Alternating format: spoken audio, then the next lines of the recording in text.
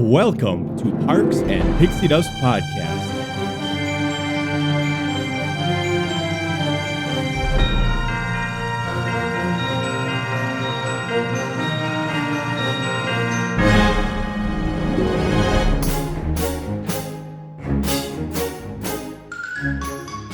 Johnny! Hey Jess, how you doing?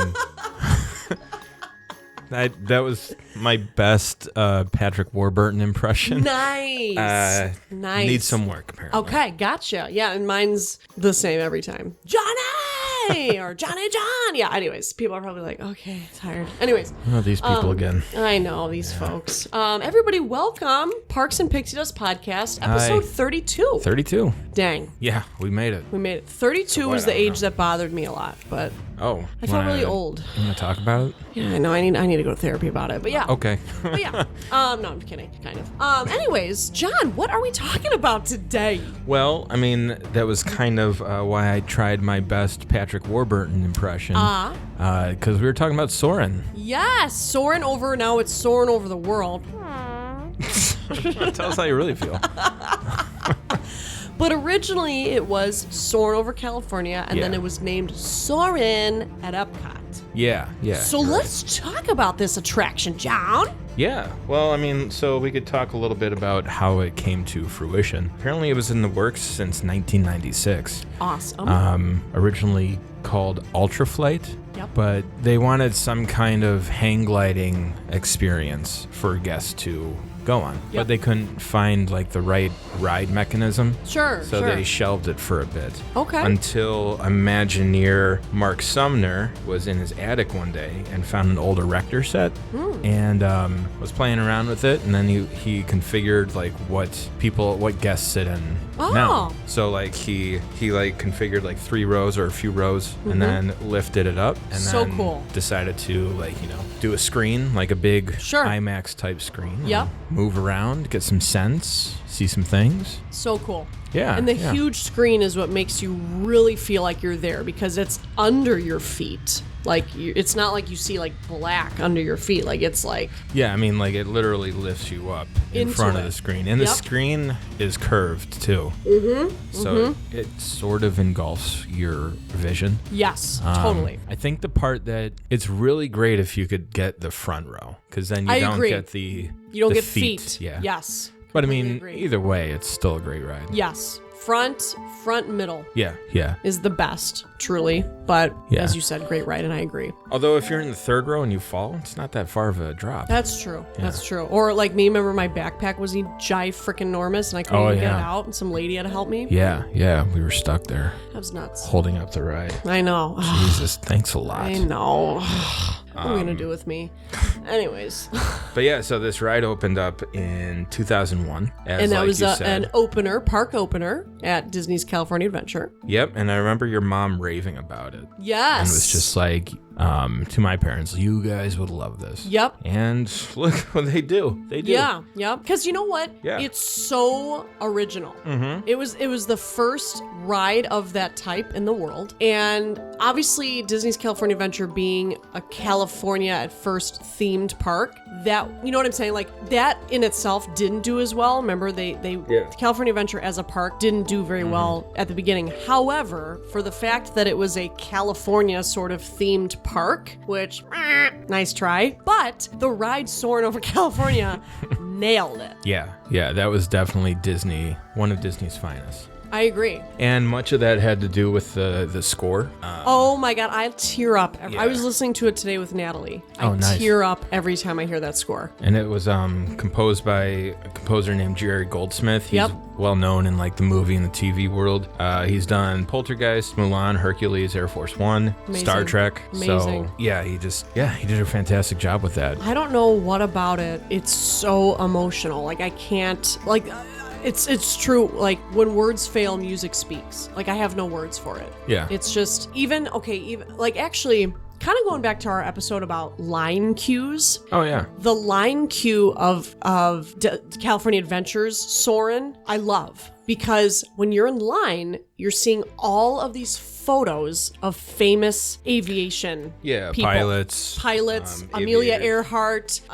They do a beautiful recognition of the Challenger victims who died. Like, you know what I'm saying? Like the crew of that, the Challenger. So...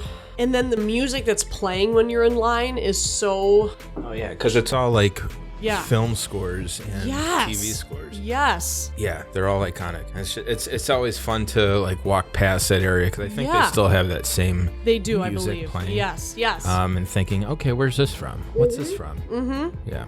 But yeah, that line cue is somehow so emotional too, because having worked in the aviation industry for a bit, it's emotional. I think the aviation industry can get emotional because it's the thought of, I'm going away for a while. Yeah. And then I'm coming back. So not to get all like deep here, which I tend to do, but so I appreciated it. You know what I mean?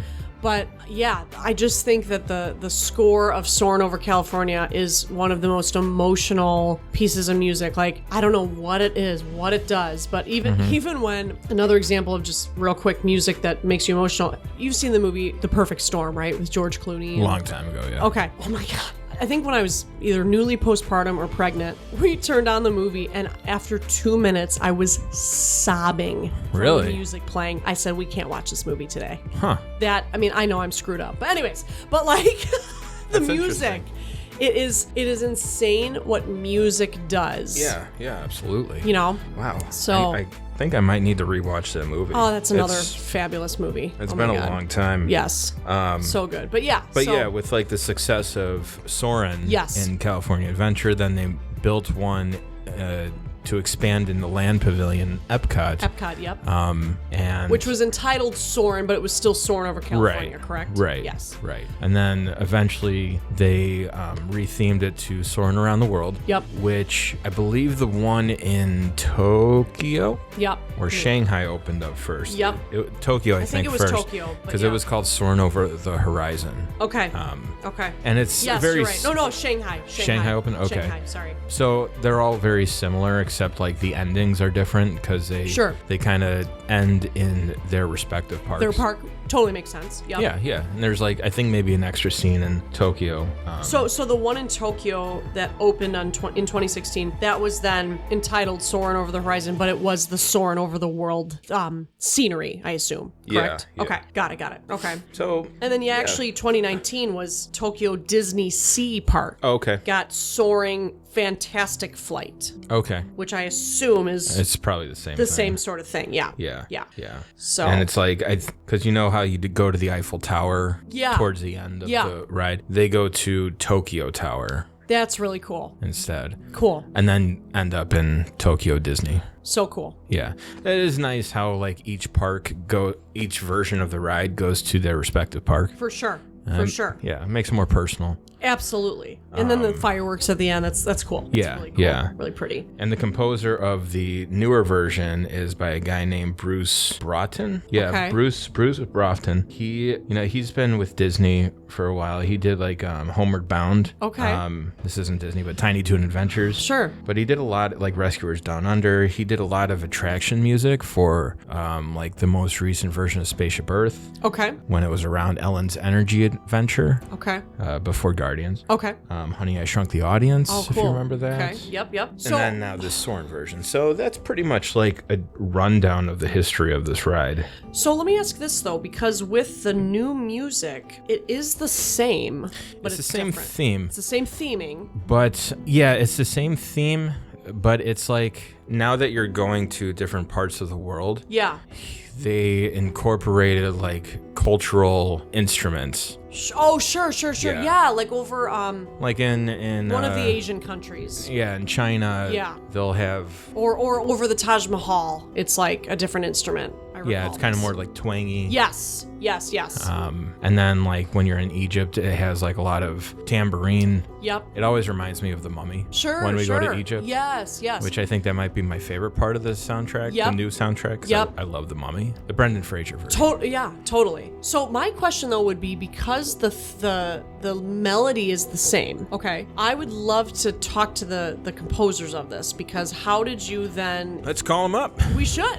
Like, you have the new theming in terms of, like we just said, the instrumentation and blah, blah, blah. Yeah. But you're still, like, playing the same melody. Da, da, da, da, da, da, da. You know what I mean? So it's like... Was that E.T.? That sounded like E.T. for a Yeah. second, but no. Da, da, da, da, da, da, da. That's from... Yeah. I was just listening to it today, so I have it right. But anyway, Okay. It kind of sounds like E.T. No, you're right.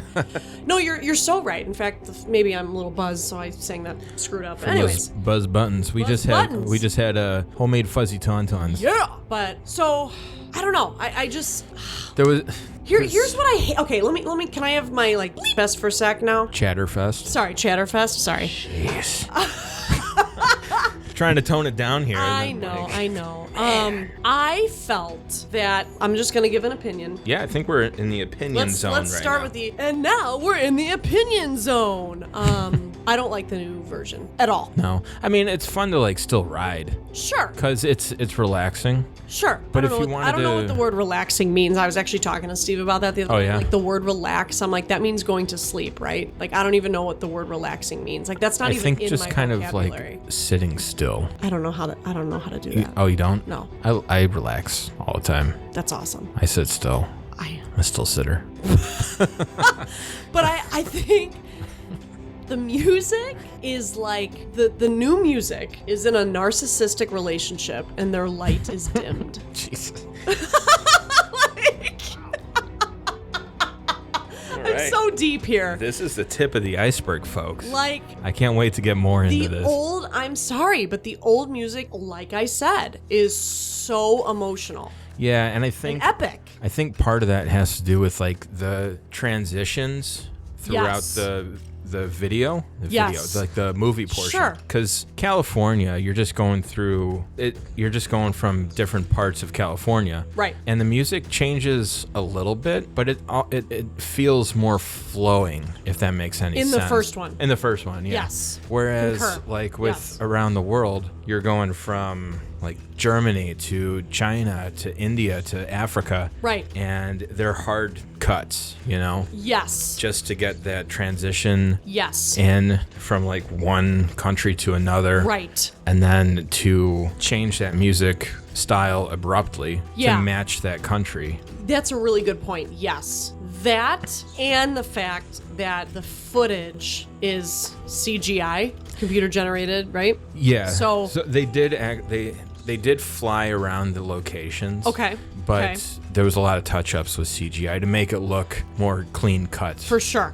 For sure. And obviously, like all the animals and like the people, Right. those were CGI effects. There's a lot of CGI in the new video, Which I don't movie. like. Yeah, there's very few CGI effects in the original. And that's why I think I like it better too. Yeah, Because the things you can just tell. Like the polar bear, for example, in the new one you can tell it's not real. yeah.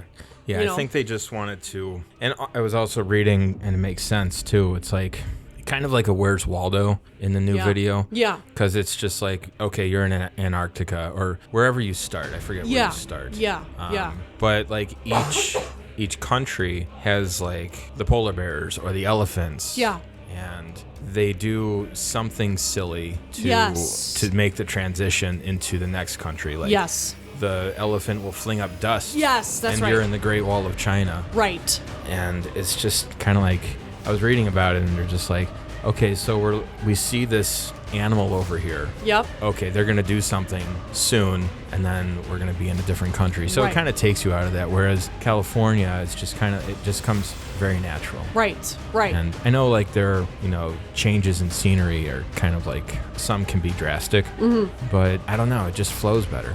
Yeah. Well, and actually, I'll just tell you a real quick story. When I was student teaching, because I, was music ed major, I was doing a unit with my middle school kids once talking about how music really affects a movie music. Yeah. That was kind of my unit that I had created. So I actually took the scene from Titanic of when Rose and Jack are in the front of the Titanic, and Jack is like in the front, and Rose is like, I changed my mind. And then there's the love scene where they're like standing there, and then they start like making out essentially. Okay, well, I probably cut it at the making out part because I was teaching middle schoolers, but that's not the point. Anyways, so I started the unit by playing the actual music, the My Heart Will Go On sort of love theme song, correct? Mm-hmm. And then I switched it to like sort of a gospel-y, like love kind of song. Yeah.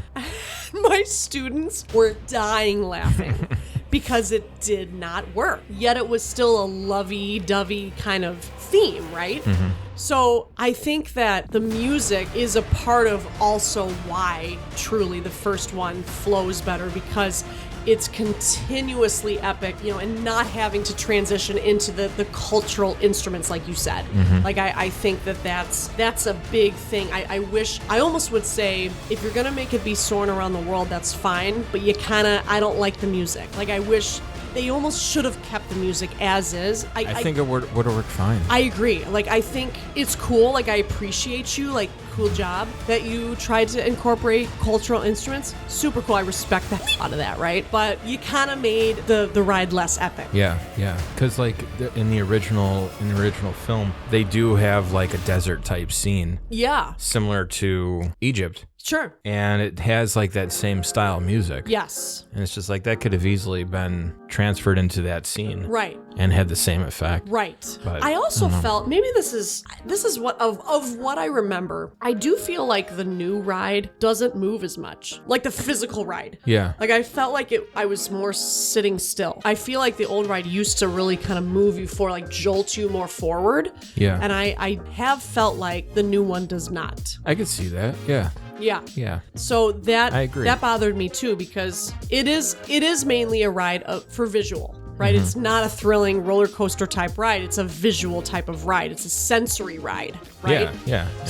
And speaking of sensory, the scents aren't as memorable. Correct. I agree. I miss those oranges. Me too. And the pine. Yes. And it's funny. So, like, side story. So I help out at the O'Hare property. Yeah. Once a week. Yep. And so I take the blue line and I get off at Rosemont, and then I walk from the blue line over to the hotel. Yeah. And I have to pass like some flowery tree area. Sure. By the Hyatt over there. And that must be like, I don't know, 30, 40 feet away from me. And I could smell the pine. Oh my God, I'm sure. And it's just like, it takes me back to Soarin'. Yes. But it's just so like very refreshing, comfortable smells. Yes. And you just don't really get that into these in this new movie. I agree. Yeah. Yep. 'Cause I think you're supposed to smell like jasmine in India. Oh, okay. And something in Africa. Okay. I think the most prominent smell in the new movie might be Fiji. Okay. When they're doing the rowing in the water. Sure, yeah. Because they kind of have that similar smell in the original movie when you're on the beaches and stuff. Okay. But yeah, nothing sticks out. I agree. Yeah. And it's just so funny because, obviously Soaring Around the World, you just would think would be more epic of a ride. Yeah. And it fits well. It would fit well in Epcot. Absolutely. And actually any park, I would think. Yeah. Like it would just fit. But they really, like I said, that ride is like in a narcissistic relationship and the light has been dimmed. Yeah. You summed it up. Wow. Mm-hmm. Yeah. But for you, for the Soarin' Over California fans out there, it's coming back to Epcot. Yeah. Oh. For its 100th anniversary. So that's exciting. I'm going to try to get on that when I'm there. And I think it comes back for California Adventures Food and Wine Fest. It does, yeah. Which is awesome. It's just like, just change it. Just change it back, please. Yep. And or do another new version of something more epic or something, Yeah, and like maybe change or keep the original soundtrack or... Right. Something. Yeah. Less CGI. Yeah. Yeah. And the line for the Epcot version is terrible. Oh, I know. It's just awful. hallways. Yeah. Hate it. Hallways and big barriers. Yes. Tall barriers. Yes, I agree. Yeah. California Adventures is better in terms of the line. Yeah, once you get inside the building. Yeah. Like sure. it's always kind of like a daunting waiting game. Yeah. When you get up to the stand where the cast member is and Yeah. she tells you which way to go. Sure. Then you have to turn and it's another long hallway. Yes. That's always a bummer. Yep. And there's people. Totally. I know people. The worst. I know. Totally. Just awful. That is awful. But yeah, we'll see. It'll be interesting though to see in the future if they ever do any other sort of retheming of it for maybe certain events or, because I think that ride kind of gets old. I hate to say it. I hate to say the comment of like, oh, I've already been on it once, so I don't need to see it again. Kind of how I'm feeling about it. The new one? Yeah. Yeah. Like what they said about Jungle Cruise or whatever, remember? Oh, yeah. I'm kind of feeling like that about this ride. So, Yeah. first world problems, I know, but I mean that might be partial to why they're bringing back California. Sure, yeah. I don't know. But it does take a lot of work to create that movie. Yeah, totally. Flying around. Right. It took like 2 years to film the stuff for California. Wow. So who knows how long it took the world one. Yeah, no kidding. But like spruce it up for Halloween or Christmas where you see Yeah. like Santa and the reindeer. Yeah. Don't CGI that. Get the real Santa. Get the real Santa. Or like go to in Massachusetts, the witch. Oh, Salem? Salem. Go to Salem for Halloween. You know what I mean? Like check out the fall leaves. Like go to the Northeast. Like all the I don't know. That'd be cool. Fly over some cemeteries. Yeah, and fly over like Michael Myers walking the streets. Yeah, you could have like Michael Myers, the Sanderson sisters from Hocus Pocus. Yes. Totally do that. Go to Bald Mountain and see, Chernabog from Fantasia. Yes. And that's all real. Totes. Go to totally my bathroom when I wake up in the morning and see what I look like. Okay. I didn't know where that was going for a second. Like, that could have gone. I look like Dog the Bounty Hunter when I wake up in the morning, but it's fine. Oh man, you wake up with sunglasses on your face too. And with just mullet looking hair and a beard. Okay. Messed up. So you shave the beard every day. I do.